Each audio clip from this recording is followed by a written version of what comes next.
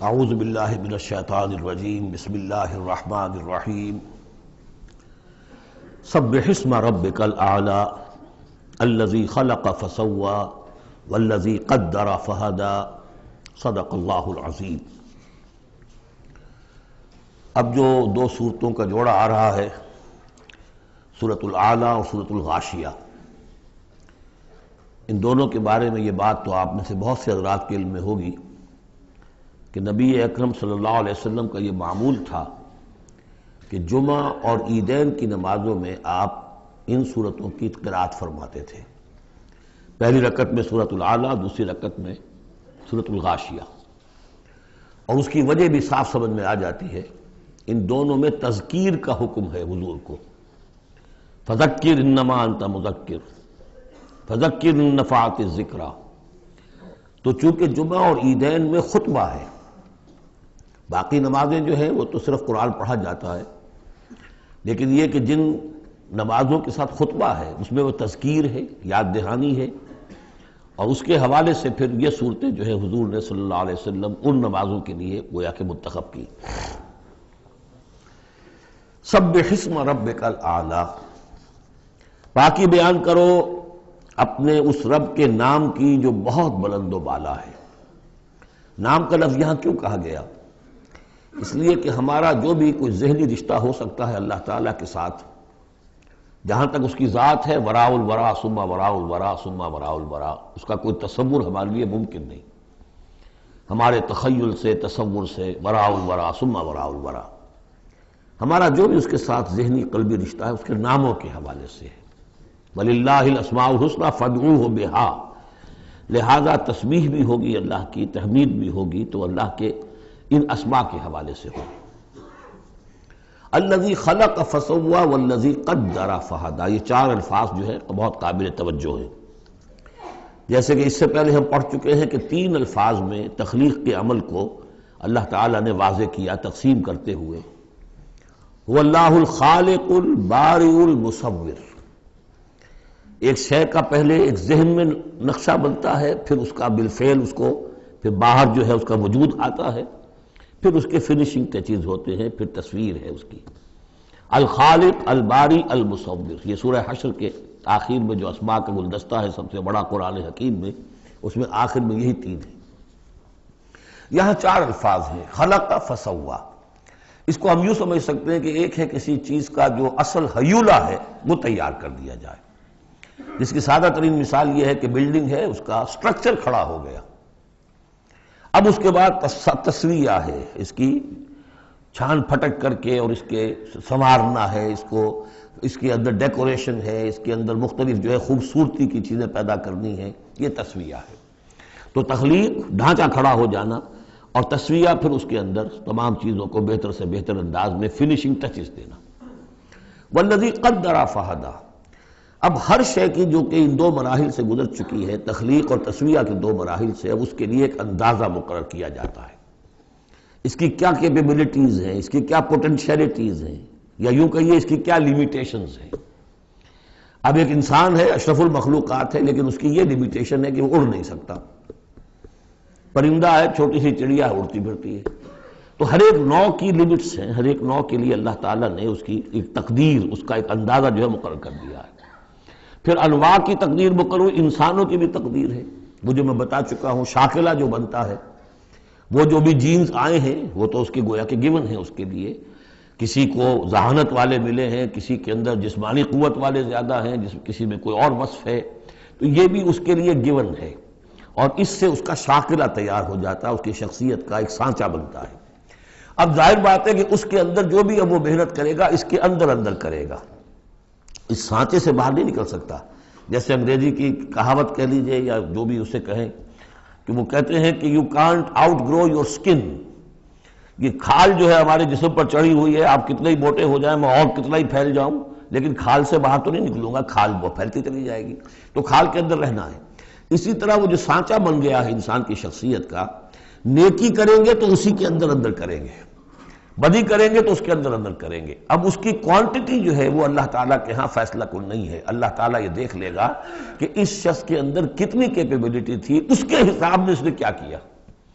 ایک شخص 100 درجے تک جا سکتا تھا، وہ گیا ہے 50 درجے تک۔ ایک شخص جا ہی سکتا تھا 50 تک اور وہ 50 تک چلا گیا، تو وہ 50 تک جو ہے وہ 100% کامیاب ہو گیا، اور یہ جو ہے ناکام شمار ہو جائے گا۔ تو یہی بات جو ہے میں نے وضاحت پہلے بھی کر دی تھی کہ لا یکلف اللہ نفسا الا وسعها، کسی بھی جان کو اللہ تعالیٰ مکلف نہیں ٹھہرائے گا، رسپانسبل نہیں ٹھہرائے گا مگر اس کی وسعت کے مطابق۔ یہ انڈیویجول سا جو ہے وسعت ہر شخص کی، اس کا شاکلہ، یہ گویا کہ اس کی ذاتی تقدیر ہے۔ فہدا، چوتھی چیز ہے کہ ہر شے کا ایک اندازہ مقرر کرنے کے بعد پھر ایک جبلی ہدایت اس کو دے دی جاتی ہے، چلو ادھر۔ پہلی جبلی ہدایت ہے جس کا ذکر آ جائے گا ابھی تھوڑی دیر کے بعد۔ جبلی ہدایت جو ہے وہ ہر بکری کے اندر ہدایت ہے کہ یہ چیز تمہارے کھانے کی ہے، یہ کھانے کی نہیں ہے۔ بہترین گوشت اس کے سامنے ڈال دیجئے، وہ تو نہیں کھائے گی، تو جبلی ہدایت ہے اس کی۔ اور گوشت کے اور جو ہے آپ شیر کے سامنے بہت اچھی سبزیاں ترکاریاں لا کے ڈال دیجئے، وہ دیکھے گا بھی، تھوکے گا بھی نہیں ان کو، اسے گوشت چاہیے۔ یہ ہے ہر جبلی ہدایت۔ پھر جبلی ہدایت کے اوپر پھر ہدایت کے اور مراحل ہیں جو اللہ تعالیٰ دیتا ہے، پھر وہ اپنی کتابیں نازل فرماتا ہے، اپنے نبی بھیجتا ہے۔ یہ گویا کہ ہدایت کی تکمیل ہے، ورنہ ہدایت تو بنیادی طور پر جو ہے ہر جبلت کے اندر بھی اللہ نے ودیت کر دی ہے۔ تو یہ ہر کریشن کے لیے یہ 4 الفاظ جو یہاں آئے، سبح اسم ربک الاعلی الذی خلق فسوی والذی قدر فہدی والذی اخرج المرعی، وہی ہے کہ جو نکالتا ہے چارہ زمین سے، فجعلہ غثاء احوا، جو شروع میں تو گھاس اگی ہے تو بڑی خوبصورت ہریابل جو ہے، اس کے بعد وہ سیاہ پڑ جاتا ہے اور چورا چورا ہو جاتا ہے۔ سنقرئک فلا تنسیٰ، اے نبی ہم آپ کو پڑھا دیں گے، آپ بھولیں گے نہیں۔ یہ بھی وہی بات ہے جو سورہ قیامہ میں آ چکی ہے، لا تحرک بہ لسانک لتعجل بہ ان علینا جمعہ وقرآنہ، ہمارے ذمہ ہے، آپ یہ مشقت زیادہ اپنے اوپر نہ لیں، یہ ہم کام کر دیں گے، آپ کے سینے میں اس کو جمع کر دیں گے اور پڑھوا دیں گے، ترتیب بھی بتا دیں گے۔ سنقرئک فلا تنسیٰ الا ما شاء اللہ، سوائے اس کے جو اللہ چاہے۔ تو اگر اللہ چاہے، فرض کیجئے یہ اس لیے بات کو واضح کرنے کے لیے، اللہ بھلانا چاہے گا تو آپ لاکھ اپنی زبان کو حرکت دیتے رہیں، اللہ تعالیٰ کی قدرت سے تو آپ باہر نہیں نکل سکتے، آخر اللہ تعالیٰ قدیر ہے اللہ شے پر۔ لیکن یہ کہ یہ صرف اس امکان کو ظاہر کرنے والی بات ہے، اس کا یہ مطلب نہیں کہ اس سے یہ نکل آتا ہے کہ قرآن مجید کی کوئی آیت جو ہے اللہ نے بھلوا بھی دی محمد کو صلی اللہ علیہ وسلم۔ یہ ایسے ہی ہے، قل ان کان للرحمن ولد فانا اول العابدین، اگر اللہ کا کوئی بیٹا ہو تو سب سے پہلے میں پوجوں گا اسے۔ تو یہ اس طرح کی چیز ہے، الا ما شاء اللہ انہ یعلم الجہر وما یخفی، وہ اللہ تعالیٰ جو ہے وہ تو جانتا ہے، خواہ کوئی بلند آواز سے بات کہی جائے اور خواہ اسے چھپایا جائے۔ وَنُيَسِّرُكَ لِلْيُسْرَىٰ، اب یہ لفظ یہاں نوٹ کر لیجئے، یہ آگے بڑھ کر ایک مضمون کھلے گا اس سے، اور سہج سہج تیسیر، یسر سے باب تفعیل، آسان کرنا، اور سہج سہج تھوڑا تھوڑا رفتہ رفتہ ہم آپ کو آسان بنا دیں گے۔ کس چیز کے لیے؟ یسرا، وہ بڑی جو آسانی ہے جنت وہاں پہنچائیں گے، اور جو بڑی کامیابی ہے دنیا میں دین کا غلبہ وہاں بھی پہنچا دیں گے، لیکن سہج سہج ہوگا۔ اس کے لیے اپنا ایک تدریج ہے جو ہماری حکمت میں، ہمارے علم میں ہے۔ ویسے ہم چاہیں آنے واحد میں کر دیں، دین کا غلبہ ہو جائے، کوئی رہے نہ دشمن، آنے واحد میں تمام انسان جو ہے اور تمام جنات کو ابو بکر جیسا بنا دیں، ہم بنا سکتے ہیں، لیکن یہ کہ ہماری جو حکمت تخلیق ہے اس میں یہی ہوگا، تیسیر، آہستہ آہستہ، اور یہ فلسفہ آگے چل کر بہت کھلے گا۔ وَنُيَسِّرُكَ لِلْيُسْرَىٰ فَذَكِّرْ إِن نَّفَعَتِ الذِّكْرَىٰ، آپ تو یاد دہانی کراتے رہیے اگر فائدہ دے سمجھانا۔ اور اس میں در حقیقت یہ ہے کہ ذکر جو ہے اللہ تعالیٰ کا اور اللہ تعالیٰ کی تذکیر جو ہے، اگر تو کہہ دیا ہے یہاں پر اگر فائدہ پہنچائے، لیکن اس کا یہ مطلب نہیں کہ اگر فائدہ پہنچائے تبھی تذکیر کی جائے، اس لیے کہ آگے آ رہا ہے سَيَذَّكَّرُ مَن يَخْشَىٰ، یعنی آپ اگر تذکیر کریں گے تو جس کے دل میں کچھ خوف ہے اس کو تو فائدہ ہو جائے گا نا۔ آپ تذکیر فرما رہے ہیں، نئی وحی آ گئی ہے، اسے آپ نے پڑھ کر سنایا ہے، وہ جن کو پرواہ نہیں ہے ان کو تو فائدہ نہیں ہوگا، لیکن آپ کے اہل ایمان ساتھیوں کے علم میں اضافہ ہوگا، ان کے اندر اور جو ہے ایمان جو ہے بڑھے گا۔ سَيَذَّكَّرُ مَن يَخْشَىٰ وَيَتَجَنَّبُهَا الْأَشْقَىٰ، البتہ جو شقی ہے، بدبخت ہے، وہ اس سے اپنا پہلو کترا جائے گا، وہ پہلو موڑ لے گا۔ الذی یصلی النار الکبریٰ، جس کا انجام پھر یہ ہونا ہے کہ وہ بڑی آگ میں جھونکا جائے گا، داخل ہوگا بڑی آگ میں۔ ثم لا یموت فیہا ولا یحییٰ، پھر نہ اس میں وہ مرے گا اور نہ زندہ رہے گا، نہ زندوں میں نہ مردوں میں۔ لا تبقی ولا تذر، سورہ مدثر میں جو آیت آئی تھی، ثم لا يموت فیہا ولا یحییٰ، پھر نہ اس میں اس کو موت آئے گی، نہ وہ زندوں میں ہوگا نہ مردوں میں۔ قد افلح من تزکا، یقیناً کامیاب ہو گیا وہ، یہ مضمون بھی آگے اب پھیلے گا اور بڑھے گا، ترقی کرے گا۔ قد افلح من تزکا، بے شک کامیاب ہوا وہ کہ جس نے تزکیہ حاصل کر لیا، اپنے آپ کو پاک کر لیا۔ یعنی انسانی روح جو ہے وہ اس جسم میں جب قید کی گئی ہے، بنایا گیا بہت بلند، لقد خلقنا الانسان فی احسن تقویم، پھر ڈالا ہے اس میں، اس حیوانی جسد کے اندر، ثم رددناہ اسفل سافلین۔ اب یہ کہ یہاں سے وہ چڑھائی چڑھنی پڑے گی، یہاں سے اوپر اٹھنا ہوگا، آپ کو محنت کرنی ہوگی، ہر انسان کو تزکیہ کرنا ہوگا، فلاح حاصل کرنے کے لیے کچھ اپنے جذبات کو کنٹرول کرنا ہوگا، کچھ اپنی شہوات کو دبانا ہوگا، اپنے نفس کا ضبط نفس کا سامان کرنا ہوگا، کچھ اپنی روح کی تقویت کا سامان کرنا ہوگا، جیسے کہ یہ دو طرفہ پروگرام رمضان کا ہے کہ دن میں روزہ رکھو اور اس جو حیوانی وجود ہے اسے ذرا کمزور کرو، تھوڑا سا مزمحل کرو، تاکہ اس کا دباؤ جو ہے اس روح ربانی کے اوپر، اس بدن میں کچھ کمی آئے۔ رات کو کھڑے ہو جاؤ اور اس روح کے اندر آبیاری، اس کے اوپر قرآن کے انوار کی بارش کرو، اس سے یہ کہ یہ روح تازہ ہوگی، زندہ ہوگی، اپنے رب کی طرف متوجہ ہوگی۔ یہ ہے عمل تزکا۔ قد افلح من تزکا وذکر اسم ربہ فصلی، اور اس نے دیا نام، اپنے رب کے نام کا ذکر کیا اور پھر نماز پڑھی۔ تو اس میں یہ کہ یہی شکل ہو چکی ہے جمعے کے اندر۔ پہلے جو ہے تذکیر کے لیے خطبہ ہوتا ہے، خطبہ جو ہے تذکیر کے لیے ہے۔ چنانچہ جو حدیث ہے مسلم شریف میں، حضور کا معمول کیا تھا جمعے کے لیے، وہ جب ہم سورہ جمعہ پڑھ رہے تھے یہ باتیں اس وقت بیان کرنے کی تھی، لیکن یہ کہ وہ ہر روز کا جو ایک نصاب ہم بنا لیتے ہیں، وہ بڑی بڑی اہم چیزیں بھی بعض اوقات رہ جاتی ہیں۔ حضور کا معمول کیا تھا؟ کان للنبی صلی اللہ علیہ وسلم خطبتان یجلس بینہما یقرأ آیات القرآن ویذکر الناس۔ حضور کے دو خطبے ہوتے تھے، اس کے درمیان آپ بیٹھتے بھی تھے تھوڑی دیر کے لیے، حالانکہ خطبے آپ کے ہوتے تھے بہت ہی مختصر، کوئی تھکان کی وجہ سے نہیں آپ بیٹھتے تھے۔ میرے نزدیک یہ کہ جو 2 رکعتیں ہیں ظہر کی، اس کے قائم مقام ہے یہ 2 خطبے۔ ظہر کی 4 رکعتیں ہیں فرض، اور جمعے کی رہ گئی 2، تو 2 رکعتوں کے قائم مقام یہ 2 خطبے ہیں۔ اس کو ظاہر کرنے کے لیے حضور وقفہ ڈال کر اور ان کو 2 خطبے بناتے تھے۔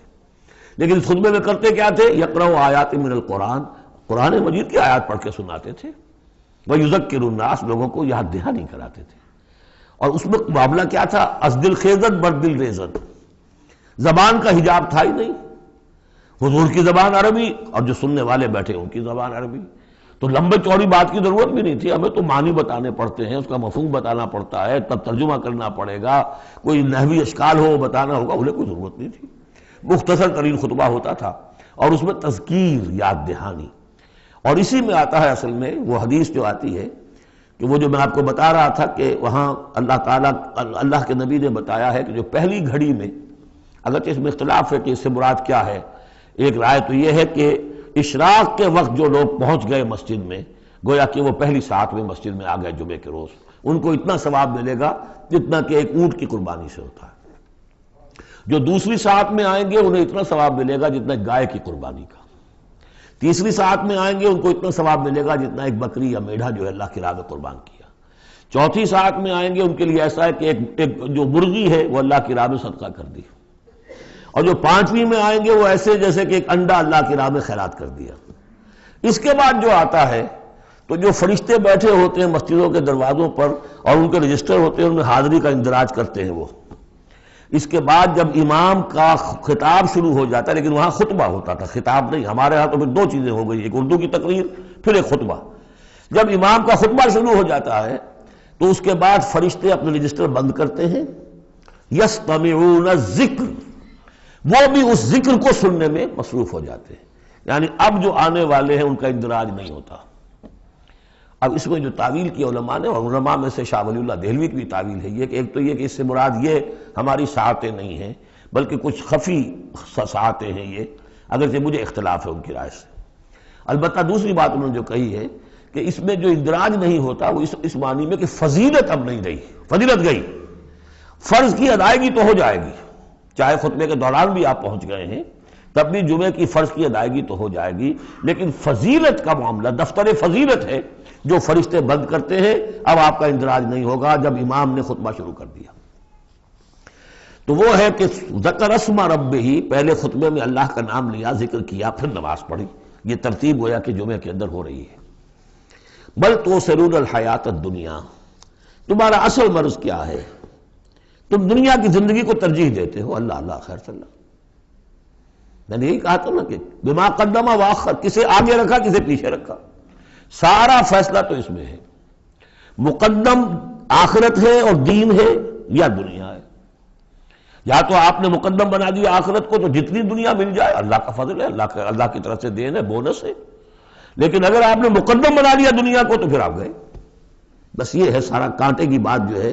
تو اس حوالے سے بل تؤثرون الحیات الدنیا کلا بل تحبون العاجلہ وتذرون الآخرہ، تمہارا اصل مرض یہ ہے، تم اس عاجلہ سے محبت کرتے ہو، اس کا نفع بھی نقد نقصان بھی نقد، تکلیف بھی فوراً محسوس ہو گئی اور راحت بھی فوراً محسوس ہو گئی، اور آخرت کا نفع نقصان بھی قرض ہے، ادھار ہے، اس کی تکلیف اس وقت محسوس نہیں ہو رہی۔ انگارے بھر رہے ہیں اپنے پیٹ کے اندر، لیکن وہ انگارے اس وقت پیٹ کو جلا نہیں رہے ہیں، وہ انگارے ظاہر ہو جائیں گے قیامت کے اندر، وہ جلائیں گے اس وقت، لیکن انگارے بھر اس وقت رہے ہو۔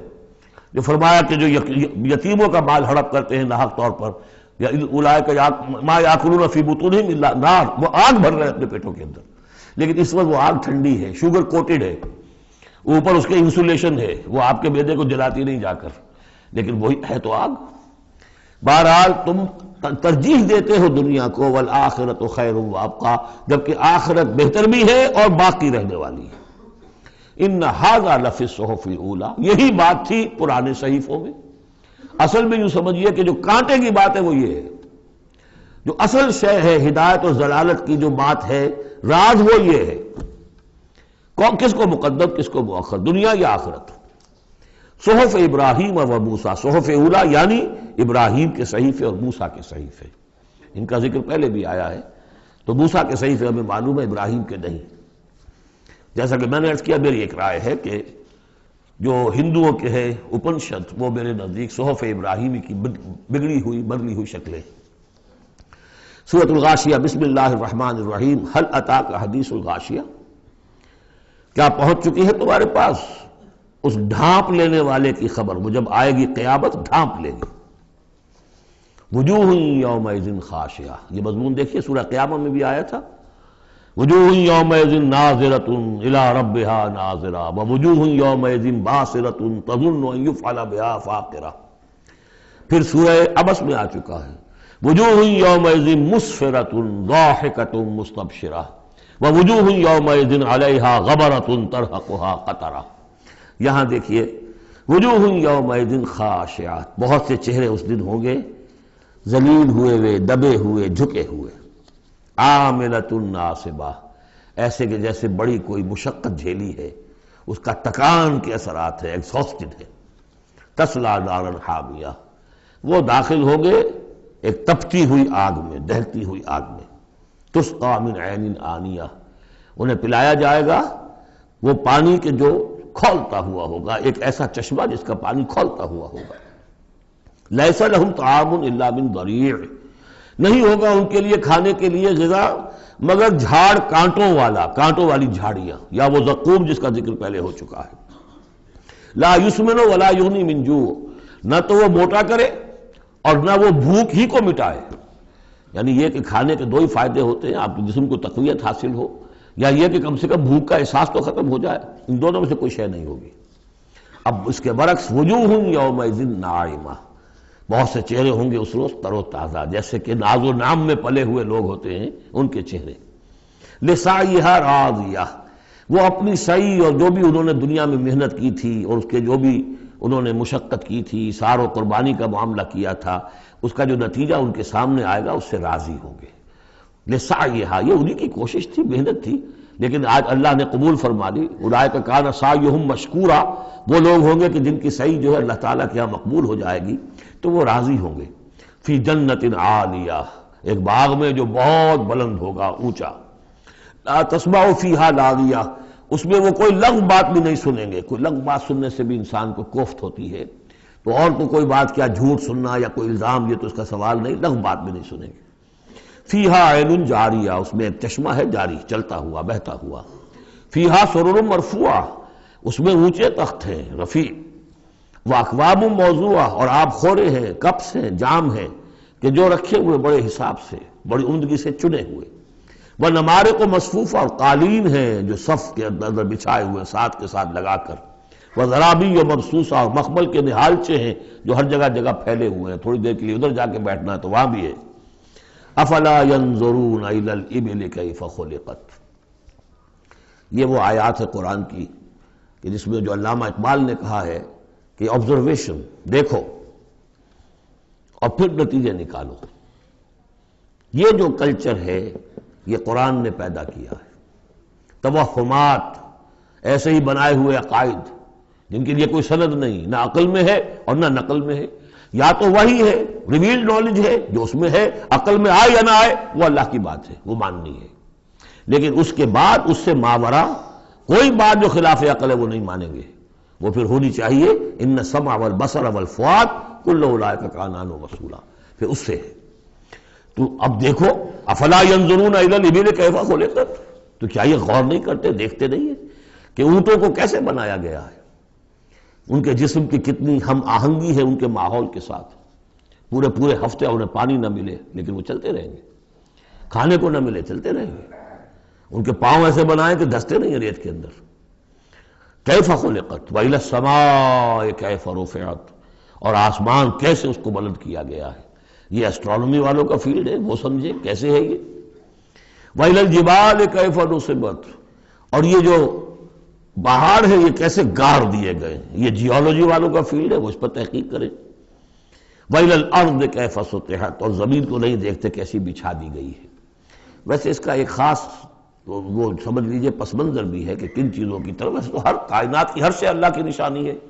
ان فی خلق السماوات والارض واختلاف اللیل والنہار والفلک التي تجری فی البحر بما ينفع الناس وما انزل الله من السماء من ماء فاحیا به الارض بعد موتها وبث فيها من كل دابة وتصريف الرياح والسحاب المسخر بين السماء لآیات لقوم یعقلون. ہر شے آیت ہے.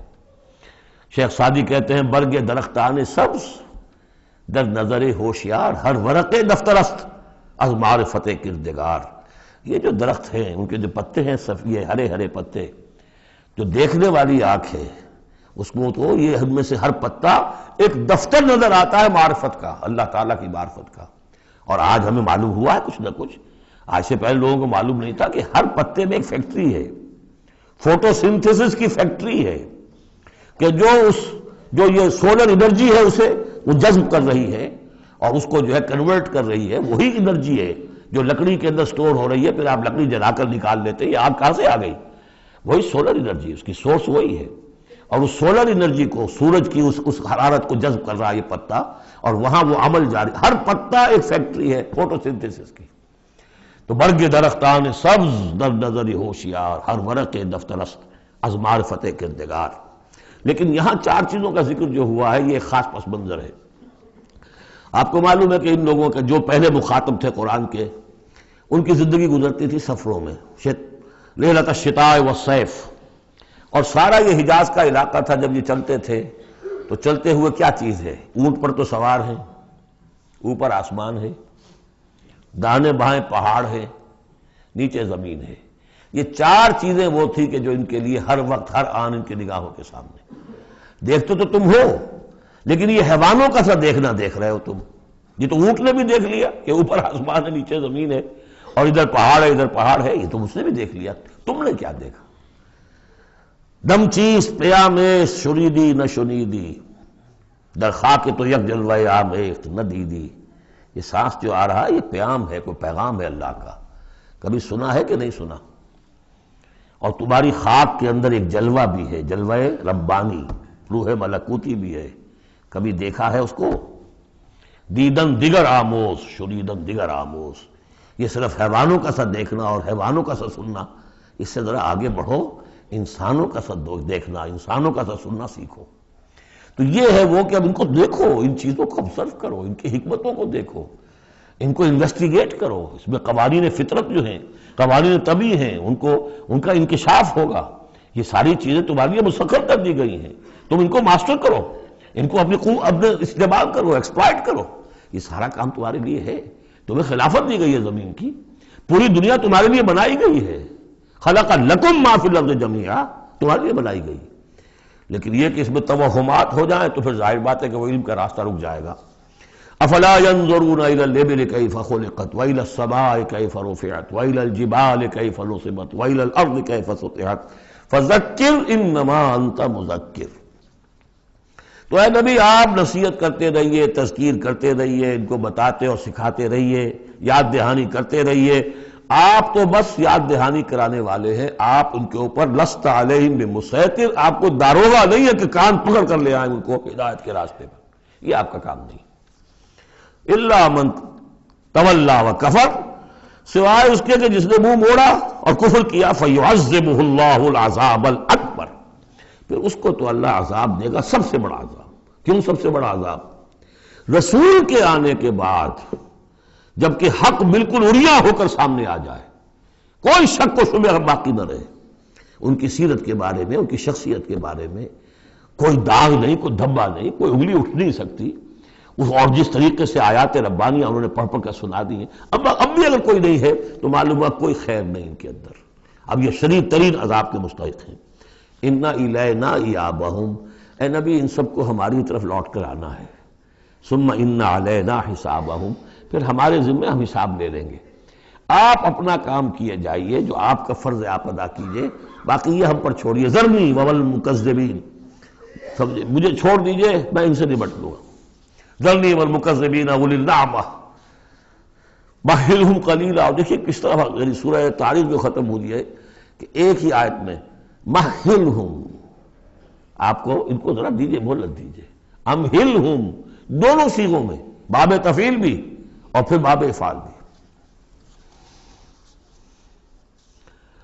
ان الینا ایابہم ثم ان علینا حسابہم اللہم حاسبنا حسابا یسیرا اللہم حاسبنا حسابا یسیرا. آمین یا رب العالمین. سورۃ الفجر. بسم اللہ الرحمن الرحیم. والفجر ولیال عشر والشفع والوتر واللیل اذا یسر. یہ قسمیں جو ہیں، پہلے جیسے کہ اس کی مشکلات القرآن میں سے ہیں اور اس طرح کے دورے میں اس میں بحث نہیں ہو سکتی، لیکن یہ کہ فجر، عام خیال یہ کہ اس سے مراد ہے 10 ذی الحج کی جو فجر ہوتی ہے، جس کے بعد کہ نہر ہوتا ہے، قربانی ہوتی ہے، وہ گویا کہ کلائمیکس ہے پھر حج کے افعال کا. ولیال عشر، اور اس سے پہلے کی 10 راتیں. ظاہر بات ہے کہ 10 تاریخ جب ہوگی تو 10ویں رات گزر چکی ہے، تو یکم ذی الحج سے لے کر اور 10 ذی الحج تک کی یہ 10 راتیں جو ہے گزر چکی ہیں. والشفع والوتر، اور ایک 10 راتیں وہ ہے کہ جو عشرہ رمضان مبارک میں ہیں، اس میں شفع اور وتر کا فرق ہے، جفت اور طاق کا. طاق میں پھر لیلۃ القدر ہے. ویسے یہ کہ یہ طاق رات کون سی ہوتی ہے، اب اس کے بارے میں کافی کچھ ایک مسائل پیدا ہو چکے ہیں. کہ اب ہماری جو ہے آج کی 25 تاریخ ہے اور سعودی عرب میں 26 ہے، کل ہمارے ہاں 26 ہوگی، وہاں 27 ہوگی. اور یہاں ہمارے پاکستان میں بھی شمالی علاقوں میں، پٹھانوں کے علاقے میں بہت سے علاقے ہیں جس میں کہ آج جو ہے وہ 26ویں ہے اور کل 27ویں ہوگی.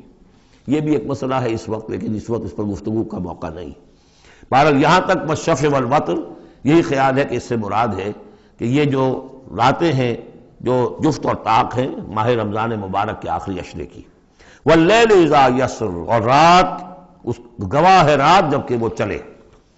حل فی ذالک قسم لذی حجر، اس میں ہے کوئی دلائل ہے، قسم ہے ان لوگوں کے لیے کہ جو عقل مند ہیں. ان میں جو نشانیاں ہیں ان چیزوں کے اندر جن کو کہ گواہی کے اندر پیش کیا گیا ہے. اب آ رہا ہے مضمون. الم تر کیف فعل ربک بعاد، تم نے دیکھا نہیں کیا کیا تھا آپ کے رب نے عاد کے ساتھ، قوم عاد کے ساتھ کیسے ہلاک کیا تھا. ارم ذات العماد، وہ ارم جو ستونوں والا تھا.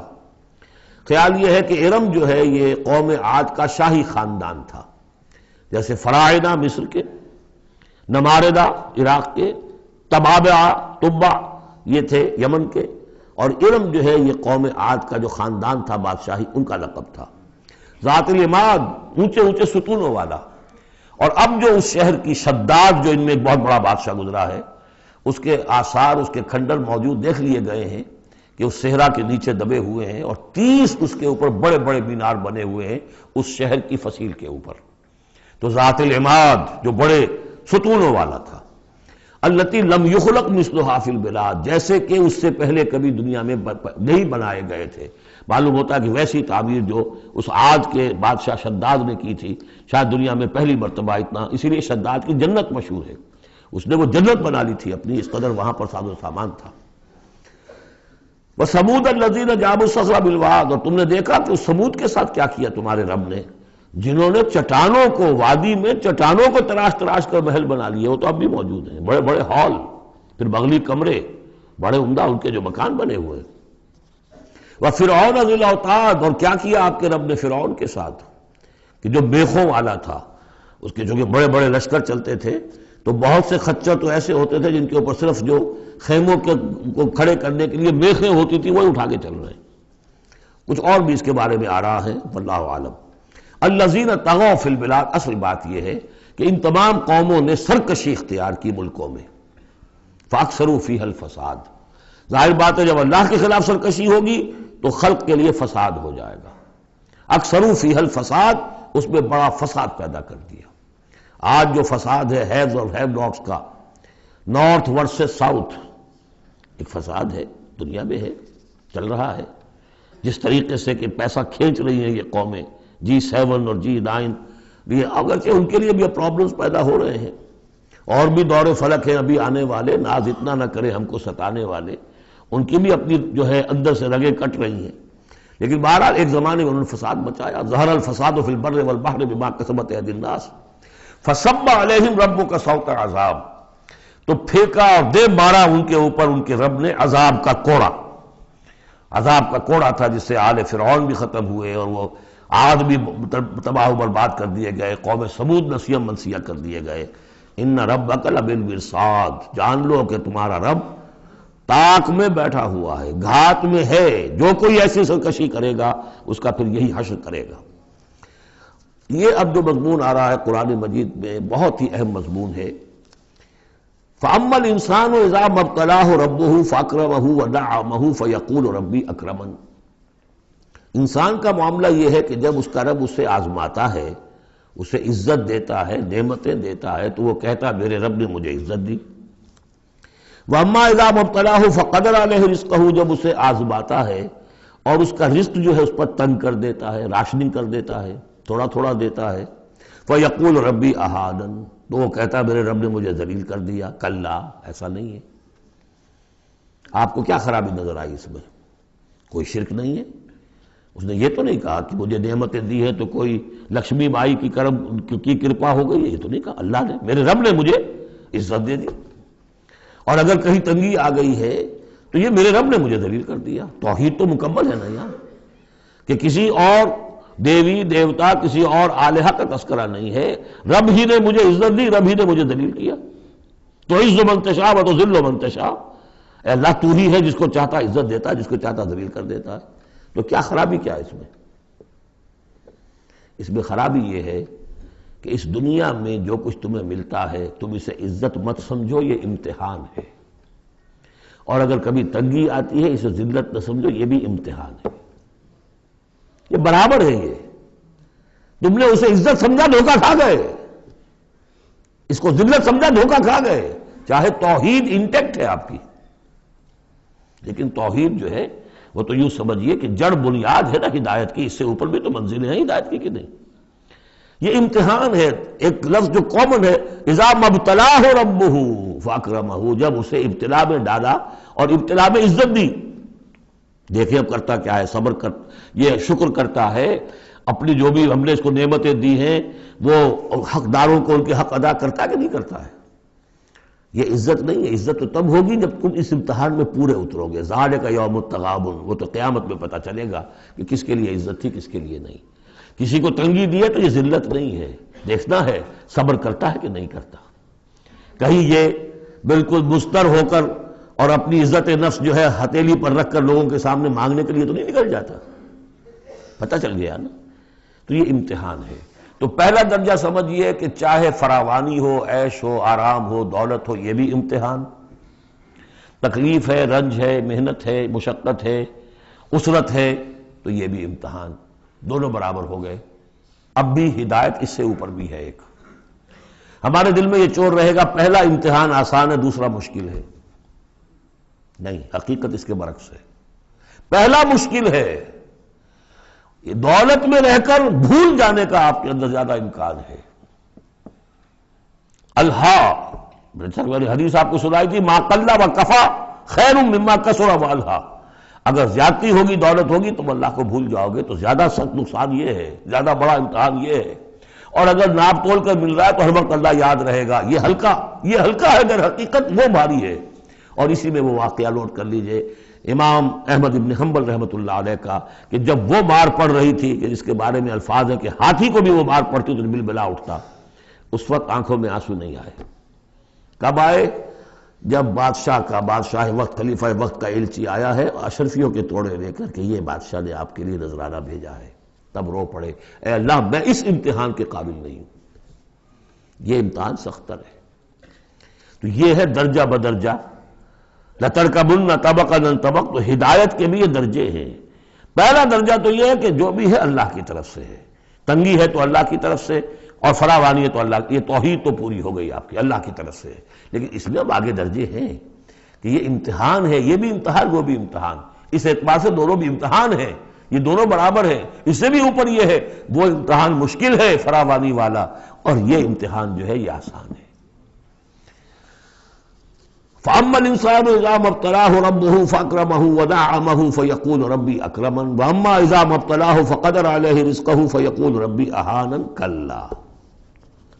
لیکن چونکہ تمہاری ذہنیت یہ ہے، لہذا تمہارا طرز عمل کیا ہے؟ بَلْ لَا تُكْرِمُونَ الْيَتِيمَ، تم یتیم کی عزت نہیں کرتے، وَلَا تَحَاضُّونَ عَلَىٰ طَعَامِ الْمِسْكِينِ، تم مسکینوں کو، غریبوں کو کھانا کھلانے پر ایک دوسرے کو اکساتے بھی نہیں ہو، خود تو کیا کھلاؤ گے، اس لیے کسی اور سے اگر کہہ دیں گے تو وہ پلٹ کر کہہ دے گا تم کیوں نہیں کھلا دیتے، لہذا بہتر یہ ہے کہ خاموشی رہو۔ وَلَا تَحَاضُّونَ عَلَىٰ طَعَامِ الْمِسْكِينِ وَتَأْكُلُونَ التُّرَاثَ أَكْلًا لَمًّا، اور تم چاہتے ہو کہ ساری وراثت اور میراث سمیٹ کر تم ہی ہڑپ کر جاؤ۔ اور وہ رواج وہاں پر یہ تھا، ہندوؤں میں تو اب تک بھی شاید ہے، کہ وہ بڑا بیٹا جو ہے بس وہی وارث ہے، باقی کسی کا کوئی حق ہوتا ہی نہیں۔ یہ تو قرآن نے دیا ہے تفصیلی قانون وراثت۔ باقی یہ ہے کہ جس شخص کا ہاتھ پڑ گیا اور جس میں جو بڑا کوئی طاقتور ہے وہ چھوٹے بہن بھائیوں کو کیا دیتا تھا؟ کچھ بھی نہیں۔ تم چاہتے ہو کہ ساری میراث تم جمع کر کے ہڑپ کر لو۔ وَتُحِبُّونَ الْمَالَ حُبًّا جَمًّا، اور مال سے تو تم محبت کرتے ہو ٹوٹ کر، وہ تو گویا کہ کوٹ کوٹ کر بھری ہوئی ہے تمہارے دل میں۔ کلا، یہ دو صورتیں اس اعتبار سے ان کو ذہن میں رکھیے کہ خاص عرب کا جو ایک معاشرہ تھا، اس کا ایک کلچر تھا، اس کی ایک ثقافت تھی، اس کی تصویر ہے جو ان دونوں صورتوں میں آ رہی ہے۔ ایک ان کا اپنا ثقافت کا، ان کا ماحول، غریبوں کو کھانا کھلانا، یہ ان کے ہاں سمجھا جاتا تھا اچھا کام ہے، لیکن یہ کہ جو لوگ دولت کی محبت میں مبتلا ہو گئے وہ کیسے کریں گے اس کو، اور جو بھی وہاں پر ہو رہا تھا زوردار جو بھی ہے طاقت والا سب کو سمیٹ لیتا تھا۔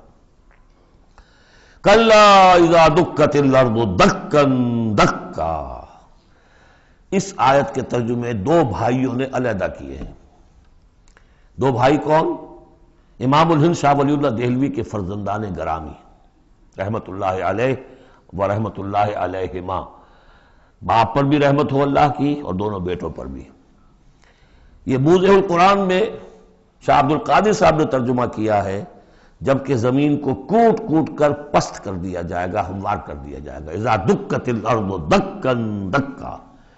اور جو ان کے بھائی ہیں شاہ رفیع الدین رحمہ اللہ، وہ کہتے ہیں کہ جبکہ زمین کو ریزہ ریزہ کر دیا جائے گا۔ اب عربی زبان کے اندر یہ سارے احتمالات ہوں گے، میں پہلے ترجمے کو ترجیح دیتا ہوں کہ زمین کو کوٹ کوٹ کر چپٹا کر دیا جائے گا، پھیلا دیا جائے گا۔ وَجَاءَ رَبُّكَ وَالْمَلَكُ صَفًّا صَفًّا، سورہ حاقہ میں آپ نے پڑھا تھا کہ اس روز فَيَوْمَئِذٍ فَإِذَا انشَقَّتِ السَّمَاءُ فَكَانَتْ وَرْدَةً كَالدِّهَانِ، یہ تو ہم نے پڑھا سورہ رحمان میں۔ اور پھر یہ کہ وہاں بڑا بھربھرا سا ہو جائے گا، والملک علی ارجائہا، اس کے کناروں کے اوپر جو ہیں وہ فرشتے ہوں گے، وَيَحْمِلُ عَرْشَ رَبِّكَ يَوْمَئِذٍ عرش ربک فوقہم یومئذ ثمانیہ، اور 8 فرشتے اس روز اللہ کے عرش کو لے کر اتریں گے۔ جاء ربک والملک صفا صفا، اس سے اندازہ ہوتا ہے کہ قصہ زمین برسر زمین ہی طے ہوگا۔ جو ہم نے کمایا، جو گنوایا، یہی کمایا یہی گنوایا، کوئی نیکی کمائی تو یہاں اور کوئی بدی کمائی تو یہاں، یہ سارا قصہ زمین زمین ہی پر ہوگا۔ زمین کو پھیلایا جائے گا، مدت کھینچا جائے گا، چپٹا کر دیا جائے گا، کوٹ کوٹ کر پہاڑ چڑھا دیے جائیں گے، وہ ریت روئی کے گالے بن جائیں گے، نہ اس میں کہیں کوئی موڑ ہوگا، نہ اونچائی ہوگی، نہ ڈھلوان ہوگی، سورہ طٰہٰ میں ایک بار سے۔ تو یہ ساری چیزیں کر کے پھر یہیں پر اللہ تعالیٰ کا نزول اجلال ہوگا، اس کی کوئی تجلی ہوگی جس کو لے کر کے خاص طور پر 8 فرشتے جو ہیں وہ نازل ہوں گے۔ وَجَاءَ رَبُّكَ وَالْمَلَكُ صَفًّا، فرشتے ہوں گے صفے باندھے ہوئے۔ وَجِيءَ يَوْمَئِذٍ بِجَهَنَّمَ، اور لے آئی جائے گی اس دن جہنم بھی، اور جیسا کہ میں نے عرض کیا غالباً وہ اسی زمین میں سے نکل آئے گی۔ یہی جو اندر موجود ہے، جو لاوا نکلتا ہے کبھی، ان تمام جو بھی یہ آتش فشاں پہاڑ ہوتے کہاں سے نکلتا ہے؟ یہ اندر ہے زمین کے، اگر اس کو کوٹ دیا جائے، اس کو کھینچا جائے تو وہی چیز ظاہر ہو جائے گی، سامنے آ جائے گی۔ واللہ عالم۔ یومئذ یتذکر الانسان وانى له الذکریٰ، اس دن انسان کو سبق یاد آئے گا، یاد کرے گا، چیتے گا وہ انسان۔ یہ شاہ صاحب کا لفظ تھا، چیتے گا انسان، یاد آ جائے گا اسے کہ وہ کیا کر کے لایا تھا یہاں پہ، اور اسے پوری نصیحت حاصل ہو جائے گی۔ لیکن اب یہ نصیحت کس کام کی؟ یومئذ یتذکر الانسان وانى له الذکریٰ، اب یہ کس لیے؟ اب تو اس کا کوئی فائدہ نہیں۔ وہ تو دنیا میں اگر تم نے دیکھا ہوتا، سوچا ہوتا، حقائق تم پر منکشف ہوتے تو فائدہ تھا، یہاں تو نہیں۔ یقول یا لیتنی قدمت لحیاتی، وہ کہے گا ہائے کاش میں نے اپنی زندگی کے لیے کچھ آگے بھیجا ہوتا۔ یہ لفظ نوٹ کیجئے، حیاتی، میری زندگی تو اصلی یہ ہے، آج معلوم ہوا مجھے۔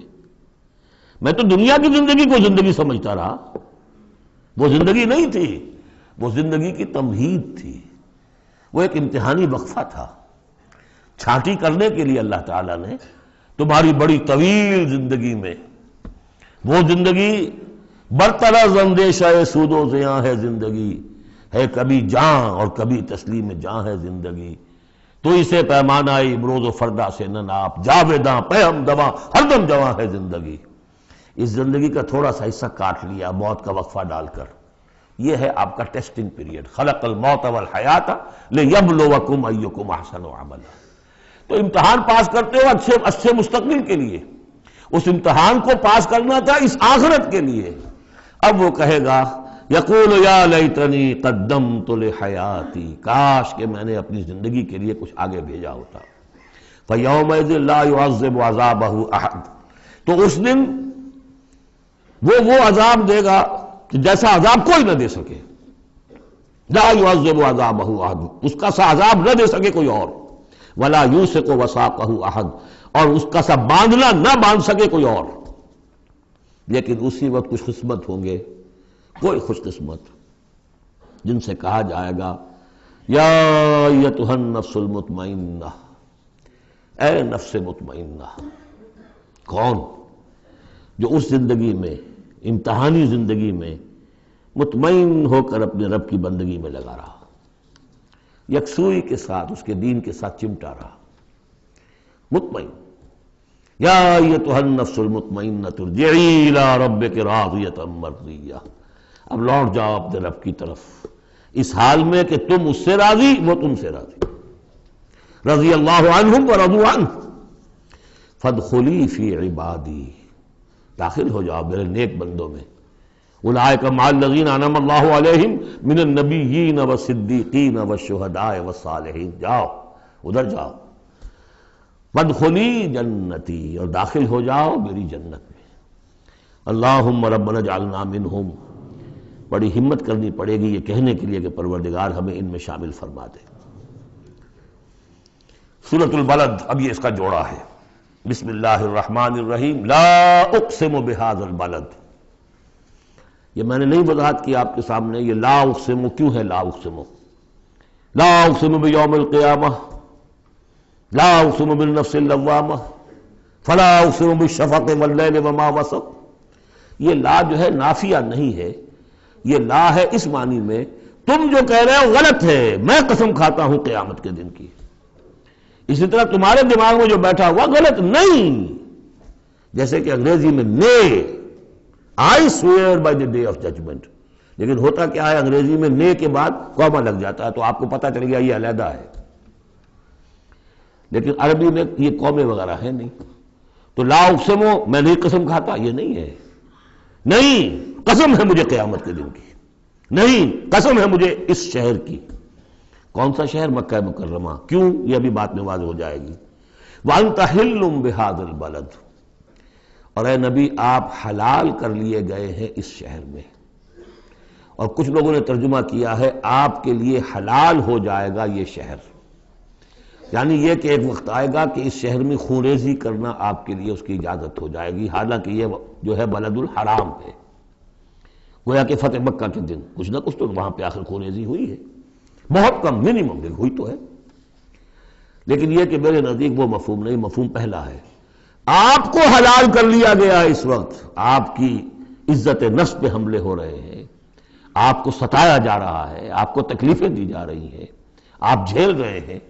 دیکھیے ایک تو یہ شہر ہے وادی غیر ذی زرع جس میں کچھ پیدا ہی نہیں ہوتا، وہاں کی زندگی ویسے ہی مشقت والی زندگی تھی، اس کے اوپر to add fuel to fire, اے نبی آپ پر اب یہ جو مشقت پڑی ہوئی ہے کہ آپ دعوت حق کے ضمن میں جو مشقتیں جھیل رہے ہیں تو ہم اس کی قسم کھا رہے ہیں۔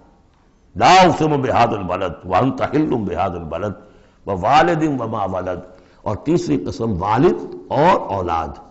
یہ ایک اور مشقت ہے جو انسان پر ہے، اولاد کا پالنا، پروان چڑھانا، پرورش کرنا، کتنا بڑا بوجھ۔ یہ قسمیں کھا کر کیا کہا؟ لقد خلقنا الانسان فی کبد، ہم نے انسان کو محنت و مشقت ہی میں پیدا کیا ہے۔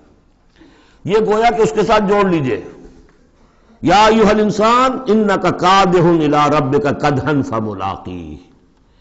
تو میں نے اس وقت بھی عرض کیا تھا غالب کے جو دو اشعار ہیں، قید حیات و بند غم اصل میں دونوں ایک ہیں، بہت سے پہلے آدمی غم سے نجات پائے کیوں؟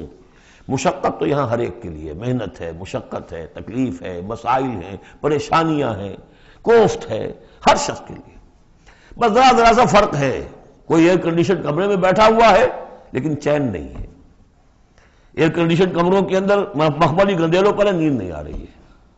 کوئی شخص ہے کہ جس کو مشقت جو ہے جسمانی ہے، کسی کی مشقت جو ہے وہ نفسیاتی ہے، مشقت ہے۔ لقد خلقنا الانسان فی کبد، یہاں کوئی بھی اس کبد سے، اس مشقت سے مستثنا نہیں ہے۔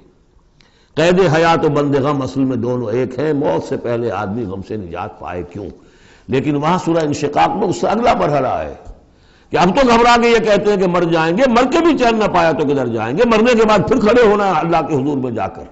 فملاقی یا ایھا الانسان انک کادح الی ربک کدحا فملاقیہ فاما من اوتی کتابہ بیمینہ۔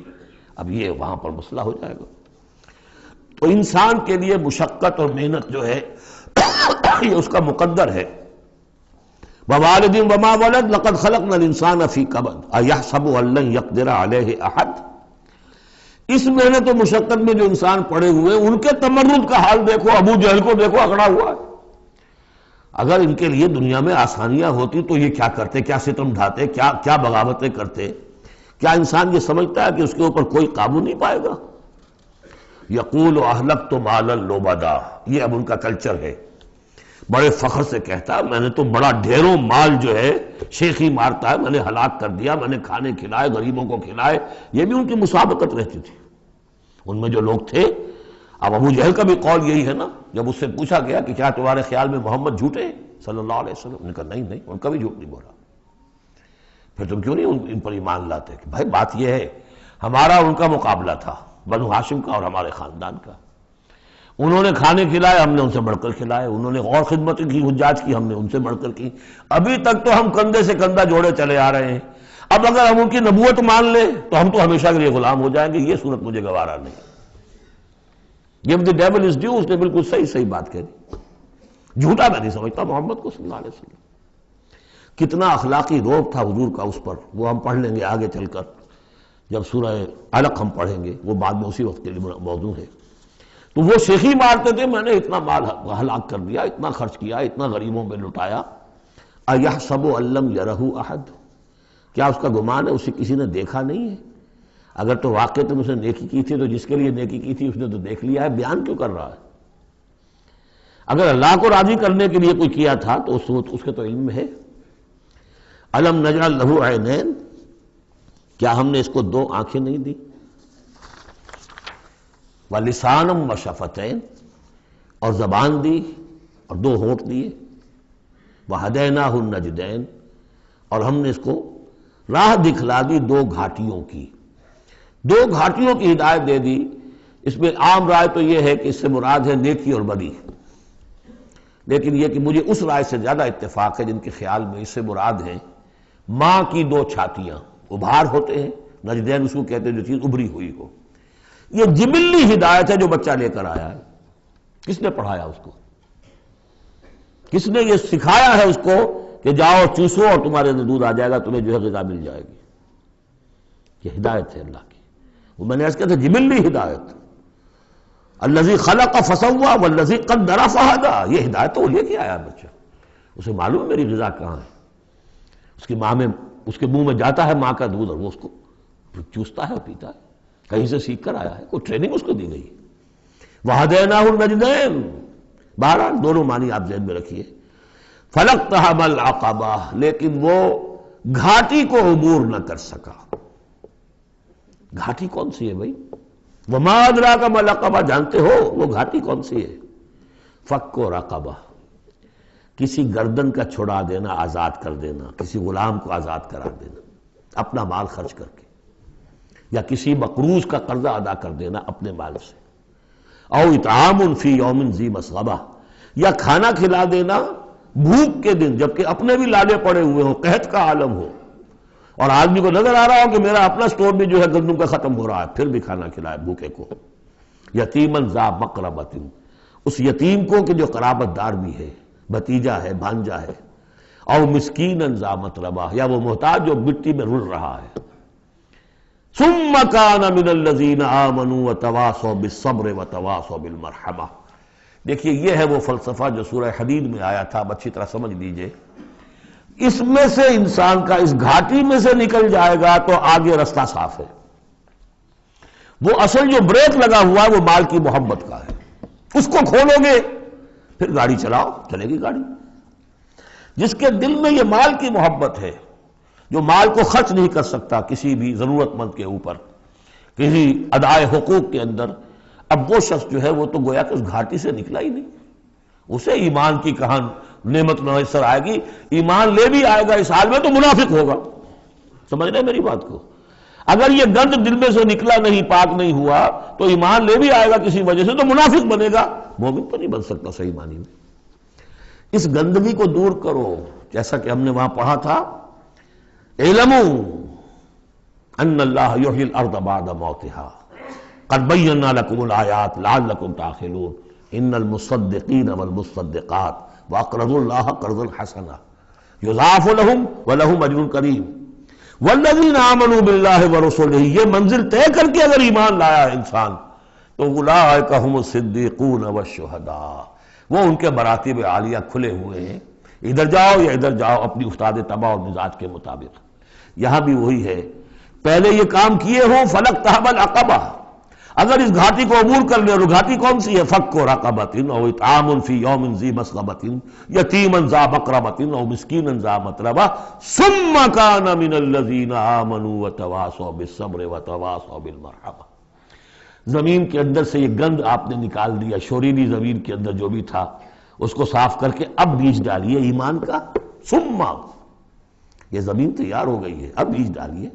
ثم کان من الذین آمنوا، پھر ہوا وہ ان لوگوں میں شامل کہ جو ایمان لائے اور تواصوا بالصبر وتواصوا بالمرحمہ۔ یہ وہ مضمون یہاں آ گیا ہے، والعصر ان الانسان لفی خسر الا الذین آمنوا وعملوا الصالحات وتواصوا بالحق وتواصوا بالصبر۔ اور یہاں پہ ترتیب بدلی ہوئی ہے، وہاں ایمان کے بعد عمل صالح یا عمل صالح کے بعد ایمان ہے۔ وہاں تواسی بالحق کے بعد تواسی بالصبر ہے، یہاں تواسی بالصبر پہلے ہے، تواسی بالمرحمہ بعد میں ہے۔ تو اس میں تقابل سے بہت سے جو حقائق ہیں وہ کھلتے ہیں۔ اب وقت تیزی سے ختم ہو رہا ہے۔ ثم كان من الذين آمنوا وتواصوا بالصبر وتواصوا بالمرحمہ، اگر اس گھاٹی کو عبور کر کے آدمی آئے اور پھر وہ ایمان لانے والوں میں شامل ہو تو پھر اس کا معاملہ اولئک هم الصدیقون والشہداء عند ربهم، اولئک اصحاب المیمنہ، یہ ہوں گے میمنہ والے، داہنے والے۔ وہ داہنے والا ہم پڑھ چکے ہیں سورہ واقعہ میں بھی، فاصحاب الیمین ما اصحاب الیمین واصحاب الشمال ما اصحاب الشمال فالسابقون السابقون کنتم ازواجا ثلاثا، تین گروہوں میں تم تقسیم ہو جاؤ گے۔ پھر یہ بھی ہو سکتا ہے ان کو جو اعمال نامے دیے جائیں گے داہنے ہاتھ میں دیے جائیں گے، ان کو جو اعمال نامے تھمائے جائیں گے وہ بائیں ہاتھ میں تھمائے جائیں گے۔ اولئک اصحاب المیمنہ، ویسے یمن کا لفظ آتا ہے خوش بختی کے لیے، تو یہ خوش بخت لوگ ہیں، یہ کامیاب ہو گئے، یہ رشد اور سعادت کی منزلوں کو پا گئے، یہ فوز اور فلاح تک پہنچ گئے۔ والذین کفروا بآیاتنا، اور جو لوگ ہماری آیات کا انکار کریں گے، ہم اصحاب المشأمہ، وہ ہوں گے کم بختی والے، وہ ہوں گے شومی قسمت، وہ ہم نے جو وہاں پہ پڑھا تھا، یہ مشأمہ جو ہے تو یہ ہوں گے کم بختی والے۔ علیہم نار موصدہ، ان پر آگ بند کر دی جائے گی، یعنی ایک وہ ہے آگ کہ جس کا باہر نکل رہے ہیں، لپٹیں نکل رہی ہیں، ایک یہ کہ بند کر دیا جائے تو ساری حرارت اندر ہی اندر رہے، گویا کہ جسے دم پخت کہتے ہیں آپ، پوری کی پوری جو ہے ان کے اوپر آگ موند لی جائے گی۔